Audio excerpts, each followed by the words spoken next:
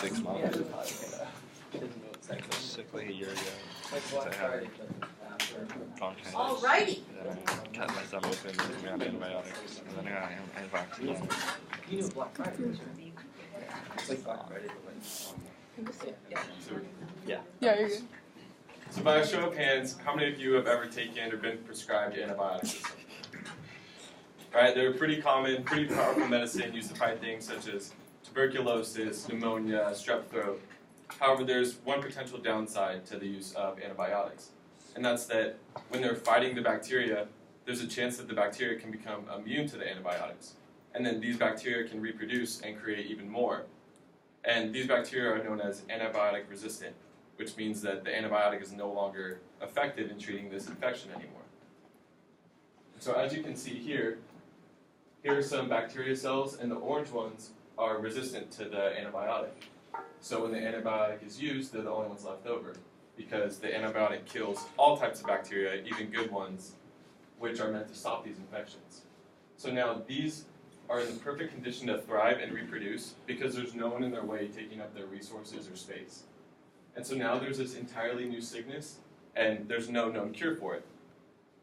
And also, according to the APUA, which is the Association for the Prudent Use of Antibiotics, these can also spread their drug resistance to other organisms. Also, according to an article written in August of 2017 by the CDC, there are 2 million cases each year of antibiotic-resistant infections in the U.S. alone, and these contribute to 23,000 deaths annually, and this number is only expected to rise. But these deaths can be prevented. By using certain strategies that minimize the effects of antibiotic resistance, we can effectively, or we're able to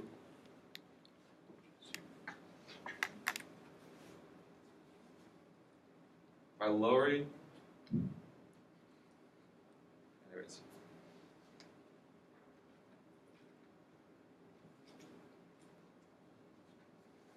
So you may be wondering, why don't we just create these new antibiotics to stop these new bacteria? Well, they're actually becoming less and less common to discover. In fact, in an article in 2004 about the correct use of antibiotics by MedicineHow.com, there have only been 5 new antibodies discovered in the previous decade, and this is compared to 20 that were discovered in the 1970s and 30 that were discovered in the 1980s. So this means that there's less antibiotics that are being created. And here's a graph of the number of new antibiotics that are approved each year, and these are in chunks of 5 years. So as you can see, over the previous couple decades, they've been drastically declining.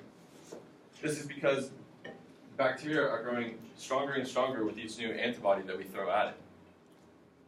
And in 2013, Tom Frieden, the former director of the CDC, drew attention to this issue of antibiotic resistance, and he stated, "We have a very serious problem and we need to sound the alarm."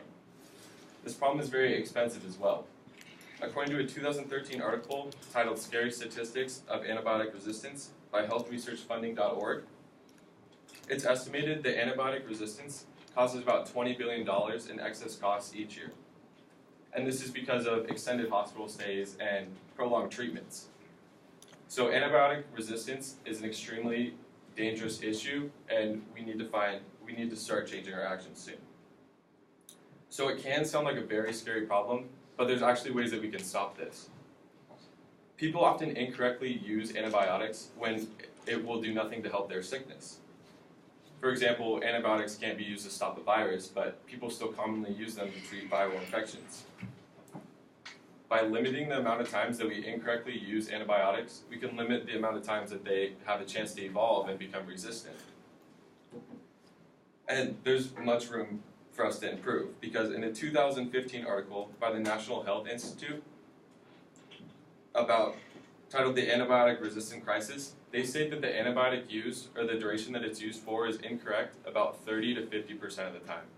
This means that about a third to half the time we're using antibiotics, it's not even necessary that we're using them, and we're just giving them this extra time to develop and resist these antibiotics. This error rate is much too high for such a dangerous outcome. We may not be able to stop antibiotic resistance, but we can at least prolong it so that we have time to come up with new solutions. By making more educated decisions, we could drastically lower the effect of antibiotic resistance. So if we are more careful about our use of antibiotics, then we can continue using them and they'll be effective in treating these infections. But if we remain negligent to the negative consequences of their misuse, then we run a greater risk of them developing a new disease that we have no known cure for. And according to a BBC article by Bianca Norgady titled The Antibiotic Apocalypse, even Sir Alexander Fleming, the man who created the first antibiotic of penicillin, warned against this spreading resistance. And he stated that the thoughtless person that plays with penicillin treatment is morally responsible for the death of the man who finally succumbs to the penicillin-resistant organism. And currently, the rate at which these bacteria are evolving is much too fast for us to keep up with. In a report published in 2014 by Jim O'Neill called A Review on Microbial Resistance, he states that if bacteria continue to grow and evolve at their current rate, by the year 2050, they'll be responsible for around 10 million deaths annually.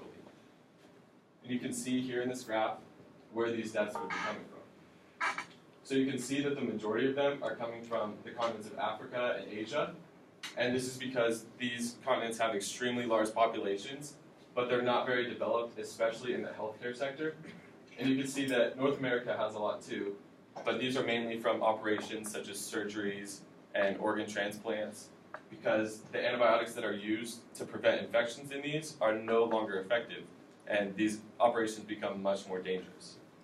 However, this disastrous future can be prevented. All we have to do is start taking action.